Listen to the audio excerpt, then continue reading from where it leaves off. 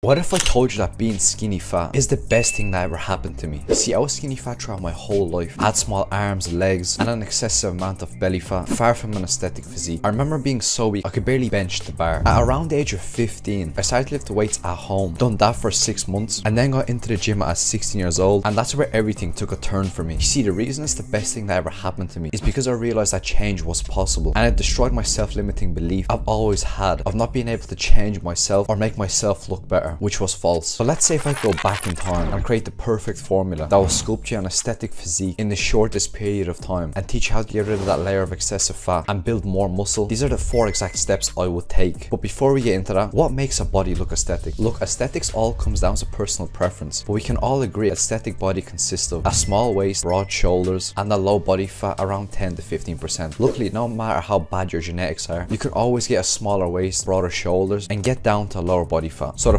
4-step formula that I would use to go from where I was to where I am in half of that time, the first thing I would do is make a structured workout plan that fits my goals and needs. You see, if you've made it this far, there's a high chance that your workout plan is ass because it's not getting you the results that you want. Your workout plan should have the 4 bare minimum requirements like mine did at the start. In every muscle group at least twice per week, it should be flexible, there should be alternative exercises, and most importantly, it shouldn't be time consuming. Your workout shouldn't be longer than an hour unless you're talking half of the workout. And if you think there's one superior split over the other, that's simply not true. Your workout split comes down to personal preference and convenience. So how do you find the perfect split that suits you? You see, I started off with push-pull legs, but later on went through multiple different types of splits, and the way I found the split that suited me and was convenient was through trial and error. But if I'm being honest, I have discovered a really effective split that I'm going to share with you at the end of this video. But when it comes down to reps and sets for your workout plan, what should you be aiming for? Look, the answer isn't going to be 4 sets of 12 reps. I would say make a mix of reps and sets that you do throughout your workout. For example, you might go to the gym and feel like the weight is light, but from there on, try lift some heavy weight and push yourself more. For example, sometimes do 12 reps, sometimes do 5 reps. All I'm saying is just mix up the reps and sets you do throughout your workout, because if I would have done this at the start of my weightlifting journey, I would have sped up my process way faster because I would have got stronger and I would be able to push myself more. And when it comes down to rest time, you shouldn't be resting longer than a minute unless you're pushing yourself really hard and are going for heavy reps. Then you should rest from 1.5 to 2 minutes. But even then, this is pretty much useless if you don't know how to correctly progressive overload. Step 2 of the formula is progressive overload. Dylan McKnight shared this formula that I'm going to share with you also. Sets times reps times weight equals volume. When trying to build muscle and progressively overload, the sets and reps don't actually matter as much as you think they do. What matters the most is the volume you do during that set and workout. For example, someone who does 60 kg for 10 reps will do the same amount of volume as someone who does 120 kg for 5 reps. Because at the end of the day, they both lifted a total volume of 600 kilograms in one set. One mistake I did at the start of my weightlifting journey was not tracking the volume I did during each one of my workouts to see if I was correctly progressively overloading. You don't have to track it with a pen and a piece of paper. You can use your memory or you can use your notes on your phone to track your progress as well. Step 3 of the formula is going to be consistency. After going to the gym for 4 years, the main reason I made so much progress in such a short period of time, and you can too, is because I didn't skip a single day. I was consistently going to the gym 6 times a week. The way I managed to do that is because I built momentum throughout the day and I didn't rely on my feelings either. What I did was try to wake up the same time every day, take a cold shower for 10 to 30 seconds, journal, read, work on YouTube, go to work, and lastly I would go to the gym. You have to understand one thing about being consistent as well, is that you can't always rely on being motivated, because trust me, if I relied on my feelings throughout this whole journey, I would have not gotten this far. Make an easy morning routine that will set you up to do more later on in the day. As simple as reading and journaling in the morning might be all the momentum you need to go to the gym later on in the day and go from skinny fat to an aesthetic body. Part 4 of the formula is going to be in a calorie surplus. A lot of people say cut, then bulk, or main gain if you are skinny fat, and fuck me, that's the worst advice someone can give you. If I was to go back in time and speed up my process twice as fast, I'd go into a calorie surplus for at least 6 months, eat a lot of carbs, make dense protein shakes to put on weight, because if you were skinny fat like me, getting meals in with a small appetite is really hard. Start off with a 300 calorie surplus in the first month and add 100 calories each month for 6 months. Then after being in a calorie surplus for 6 months, you could eat a maintenance calories, and from there on you could just main gain. So just a quick recap, these are 4 exact steps I would take to go from skinny fat to an aesthetic physique in the shortest period of time possible. Make a structured workout plan that suits me and is convenient. Track your volume each set and progressively overload. Stay consistent by building momentum throughout the day. Lastly and most importantly, go into a calorie surplus. If you follow these 4 steps, you'll make so much progress in only 2 years and you'll be blown away. Also, if you want a structured workout plan, just join my Discord Discord and there are plenty free programs in there.